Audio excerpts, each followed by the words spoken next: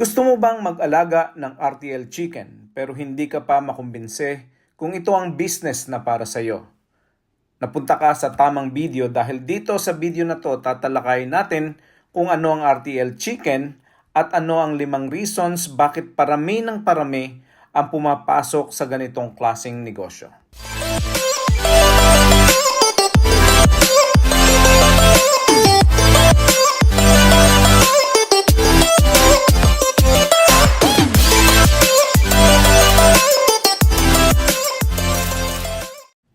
Hi, magandang gabi po. Ako po si Anthony at ito ang Sandugo TV. Kung bago ka sa channel na to ay mag-subscribe na po kayo at i-click nyo rin po ang notification button para lagi po kayong updated sa mga uploads natin. So ngayon pong araw na to, wag na natin patagalin at pag-usapan natin kung ano po yung RTL chicken. So ang RTL chicken po, ito po yung mga paitloging manok na mature na. Ito po ay 16 to 20 weeks old. So ito po ay mga handa ng mga inahin na pwede nang mangitlog. Ito po ay highly desirable sa mga gustong mag-alaga ng manok at magmanukan. Dahil unang-una, ito pong mga manok na ito ay ready na para mangitlog. So bakit po ito ay popular sa mga gustong mag-alaga ng manok o gustong magmanukan? At bakit din po ito ay popular at mas pinipili ng napakaraming farmers na pasukin ang ganitong klaseng negosyo? Unang-una po is madaling mangitlog. Ito po yung advantage nito. Ang mga manok na ito ay napakadali mangitlog dahil po sila ay 16 to 20 weeks old na. So dito po ay maiiwasan natin yung pag-aalaga ng sisiw na minsan ay mahirap at matrabaho at medyo delicate yung ating mga sisiw sa ating poultry kapag po aalagaan natin itong mga ito. Hindi na natin kailangang maghintay na matagal para tamasahin ang pagkita sa ating negosyo dahil hindi na po tayo magsisimula doon po sa mga maliliit na chicken. So, doon po sa mga bumibili ng mga sisiw at inaalagaan pa ng ilang buwan bago pa po ito lumaki at mangitlog ay medyo laborious po yung trabaho na yan at yan po ay medyo delicate. So, kailangan mo ng specialized na skills sa pag-aalaga ng mga manukan na yan. So, ikalawa po is hindi na kailangan ang paghihintay na matagal at para kumita. Ito po ay quick generating income. Araw-araw po kumikita na pagka po itong mga manok na ito ay nagsimula ng mangitlog. So kalimitan dumadating ng 16 weeks, 20 weeks po ay nangingitlog na ang ating mga manok. So ikalawa po na reason kung bakit ito po ay popular at pinapasok din ito ng mga beginners is wala po ito masyadong risk at wala masyadong uncertainty. So kapag po tayo ay nagmamanukan at ang ating pong manukan ay binili natin mula sa pagkasisiw, ito po ay masyadong mataas ang mortality. So yung mga manok na mga sisiw na bibili natin, say for example, bumili tayo ng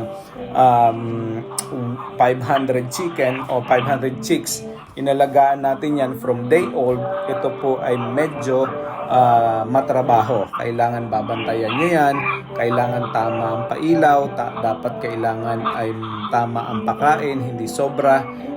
Kailangan ay bantayan ninyo na hindi sila naiipit, hindi na yung medyo nanghihina ay naiihiwalay agad at nabibigyan ng proper care. Dapat maayos din po yung temperature ng paglalagyan ninyo ng inyong mga sisiw. Ito po ay masyadong matrabaho. So kapag po tayo ay nag-alaga ng RTL chicken, yung ready to lay na chicken, ito po ay maiiwasan natin yung mga ganyang klase ng mortality. Although meron pa rin pong mortality, pero hindi na po ganong kataas kung tayo po ay mag-aalaga ng ating mga sisiw. Ayan, so kailangan din po yung specialized care ng mga chicks, no? So kailangan natin na talagang alagaan ng ayos. So dahil matanda na po ang ating mga manok na alagaan, 16 to 20 weeks na tayo, hindi na po masyado kailangan yan. So robust na yung ating mga manok, medyo matitibay na ang mga katawan yan, alaga na po yan sa vaccines. Yan po ay kumpleto na sa mga bakuna na ibinigay sa kanila from being day old up to 16 weeks to 20 weeks. Ano po? So less na rin po sila na maging susceptible sa mga sakit. So sabi ko nga kanina ay meron na po silang sapat na mga bakuna at sapat na panlaban sa mga diseases, no. So less na rin po yung kanilang mga stress. So ang mga manok po kasi mula sa sisiw hanggang sa pag-edad ay hindi basta-basta pwedeng ma-stress kasi yung iba po dahil sa stress ay namamatay, nagkakasakit at tumataas yung ating mortality. So dahil po dito, ito po ay kalimitan ay safe para sa mga beginners, no, sa lalong-lalo na dun sa mga nagsisimula pa lang at hindi pa masyado alam kung paano gagawin. At least kahit paano pwede niyong pagsabayin yung pag-aalaga at the same time yung pag-aaral kung paano ito aalagaan ng tama. So yun po. Ikatlo is lower o mababa ang initial cost, no, ng ating investment. So medyo kung titingnan natin, mas mura yung sisiw kung bibilhin natin kumpara dun sa mga RTL chicken. So mabibili mo lang ang sisiw parang 100 pesos, pero ang RTL mabibili mo yan ng mga 390 pesos o 400 pesos. Pero in the long run ay mas makakatipid ka kasi unang-una makakatipid ka dun sa cost of brooding equipment, so pag-aalaga ng mga chicks na to. So hindi ka na magpapatayo ng building, hindi ka na bibili ng mga equipment na ginagamit sa pag-brooding.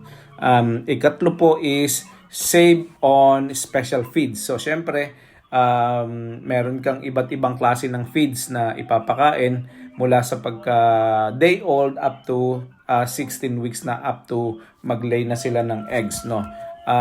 Maraming iba't ibang klase ng feeds na ipapakain mo para mas tumaba at mas lumaki yung iyong mga sisiw. So may iwasan na po natin yan kung tayo mag-aalaga ng RTL chicken.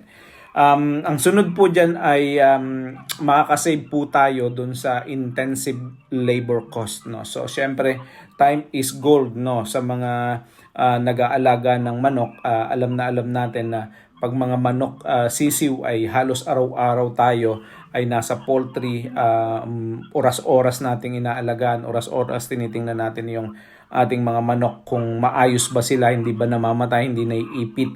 Samantalang kung RTL na po, magpakain kayo sa umaga, magpainom kayo ng tama sa umaga, pwede na po kayong bumalik mamaya after ng 4 hours para magpakain ulit ng tanghalian, magpainom ulit ng tanghalian, and then sa hapon na po ulit kayo pwedeng bumalik para magpainom at magpakain ulit para naman sa panggabi na handa na sila na magpahinga. Ayan, so hindi na po tayo makakaubos ng oras sa pagbabantay ng ating mga manok.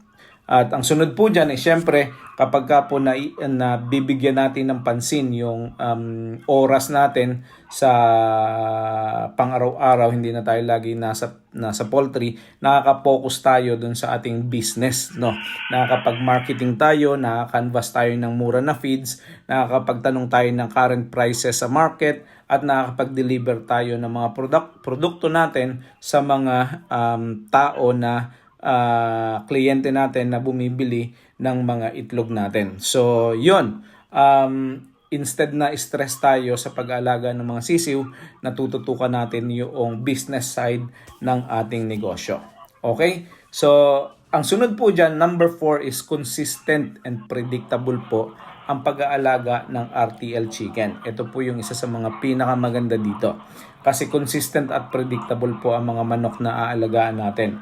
So dahil po itong mga RTL chicken natin is raised in a controlled environment, controlled condition, alam na natin kung magkano ang ating magagastos sa isang araw at sa isang linggo, sa isang buwan. Sa pagkain natin, sa kuryente natin, sa patubig natin, sa kanilang mga vitamins and minerals. Lahat po yan ay makakalculate na natin, mapipredict na natin kung magkano yung gastos. At kapag po nagsimula na ang mga manok natin na mangitlog, mapipredict na rin po natin kung gaano karami ang kanilang mga maiitlog sa araw, sa isang linggo, sa isang buwan, at mapipredict din po natin, makakalculate natin kung magkano ang ating makikitain at pwede nating makalculate yung ating expenses, i-minus natin kung meron po bang kikitain o profitable ba ang ganitong klaseng negosyo. Ikalawa po na maganda kapag na consistent at predictable is ito pong ating mga manok ay meron na po siyang standard feeding and lighting program. So hindi na siya masyado kailangang pag-aralan masyado. So alam natin na pagka ang isang manok ay ready to lay egg na, ito ay kakain ng at least 100 grams to 110 grams every day. So kung meron kang 100, meron kang itatimes mo lang yan sa 100 to 110 grams. Yan na ang iyong pakain. Yung lighting program mo naman, basically, kapag nakabase din sa edad ng manok, kung kailan mo bibigyan ng program, yung lighting program niya. Meron pong standard. Kaya hindi na natin masyado pag-aaralan yan. Sunod po dyan is may standard drinking din. Dapat malinis ang ang inumin. Dapat may clear, fresh source of water. Dapat meron din silang iniinom na inumin na makakapagpalakas ng kanilang katawan, vitamins and minerals. Kapag medyo may sakit ang manok, kailangan may antibiotics. Ito pong lahat ng ito ay consistent and predictable.